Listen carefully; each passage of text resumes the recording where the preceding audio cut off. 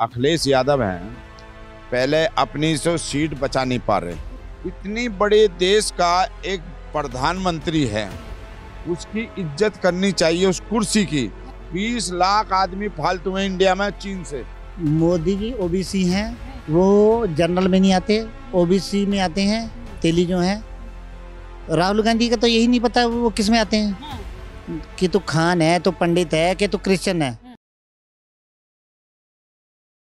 नमस्कार, आप देख रहे हैं सौगंध टीवी। मैं हूं आपके साथ आशा शर्मा। लगातार भारत जोड़ो न्याय यात्रा चल रही है और राहुल गांधी के कोई ना कोई ऐसे बयान जो हैं वो हर बार सामने आ जाते हैं और हर बार राहुल गांधी कुछ ना कुछ ऐसा बोल जाते हैं कि सत्ता पक्ष उनको घेर लेता है।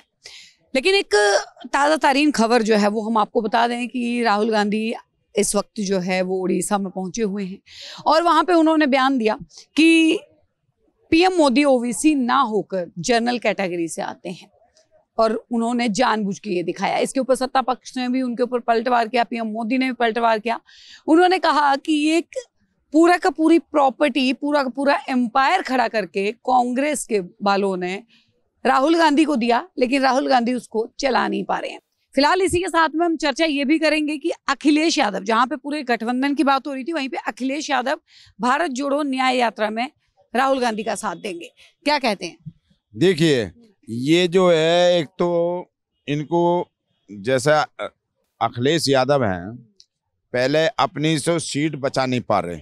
वहाँ पे यूपी में इतना है कि ये कितनी भी जोर लगाएंगे वो इनको एक वोट नहीं मिलेगी। वहाँ जो थोड़ा सा अगर फेर बदल भी हुआ तो 2 सीट जा रहे हैं, 78 बीजेपी को मिल रही हैं। अकबरपुर की जो सीट है वो बीएसपी को जाएगी, मायावती को। जो 99% है वो 100% उसकी भी वो नहीं है कि वो चली भी जा। 1% में ऐसा कि वो बीजेपी को चली जा। और एक दूसरी है जो उसमें भी ये संशय है कि भाई उसको भी हो सकती है और ना भी हो सकती है। रही राहुल की बात, राहुल को जो कोई बलगराता है या वो अपनी जानबूझ का पागलपन का जो है वो करता है। देखिए, इतनी बड़े देश का एक प्रधानमंत्री है, उसकी इज्जत करनी चाहिए, उस कुर्सी की इज्जत करनी चाहिए, उसकी जो भाई सीट की इज्जत करनी चाहिए। तुम भले ही दुश्मनी रखते हो मोदी से, पर्सनल दुश्मनी है, मगर उस सीट की इज्जत करो। इतना बड़ा देश है, 140 करोड़ आबादी का, वर्ल्ड में पहले नंबर पे आज की डेट में जनसंख्या में, उसको चीन को भी पीछे छोड़ दिया। 20 लाख आदमी फालतू हैं इंडिया में चीन से, फिर उसकी तो इज्जत करनी चाहिए। लेकिन ये बोला जा रहा है कि भारत जोड़ो न्याय यात्रा से कहीं ना कहीं घबराए हुए हैं मोदी भी, अगर बात की जाए। देखिए, मोदी ना घबराया कभी भी, अन्ना आगे घबरावे। इसके उन पंडित नेहरू जो अपने को पंडित बतावे, उन्होंने भारत तोड़ा। अब ये जोड़ रहे हैं, किस मुंह से जोड़ रहे हैं? ये तुम्हारे तक खानदान ने इसको, हिंदुस्तान को तोड़ा और तुम इसको जोड़ रहे हो। तुम्हारी कौन को इसको इज्जत करेगा? नेहरू ने तो 2 पार्ट करवाए। नेहरू भी तो मुसलमान था, वो तो जबरदस्ती पंडित करके नहीं उसको करते भाई, मगर वो भी मुसलमान है। क्या कहेंगे इस पूरे वाकये के ऊपर जो आज हुआ वो देखने को मिल रहा है? देखो, बात ये है, पहला तो राहुल गांधी को समझ कम है, ठीक है ना। इसमें समझ कम है।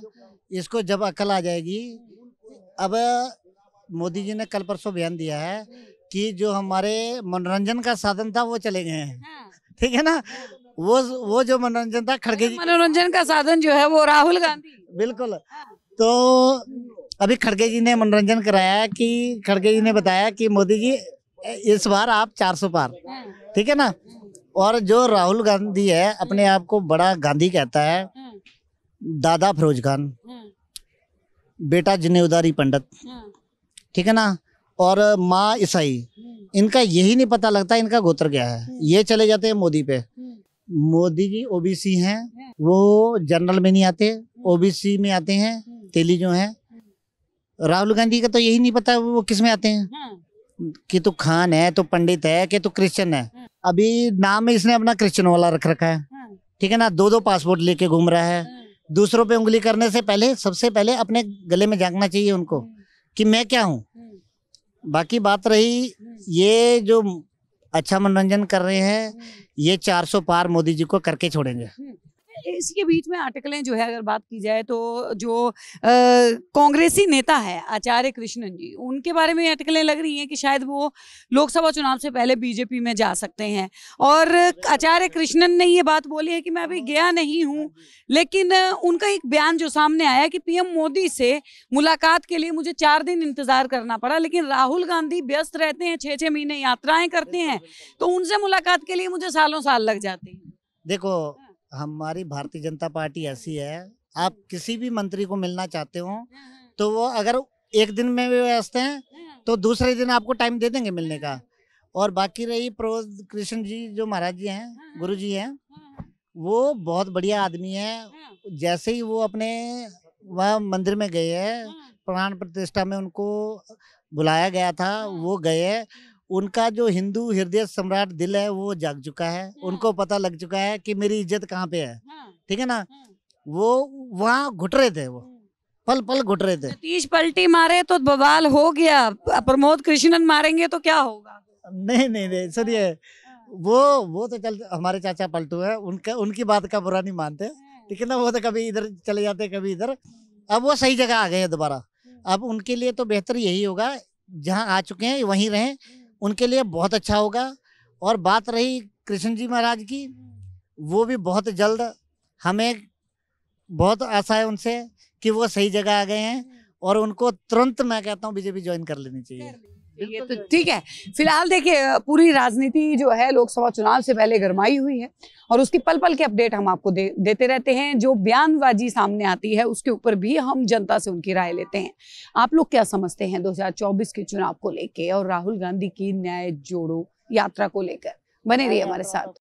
आप देख रहे हैं सौगंध टीवी, सौगंध वतन की।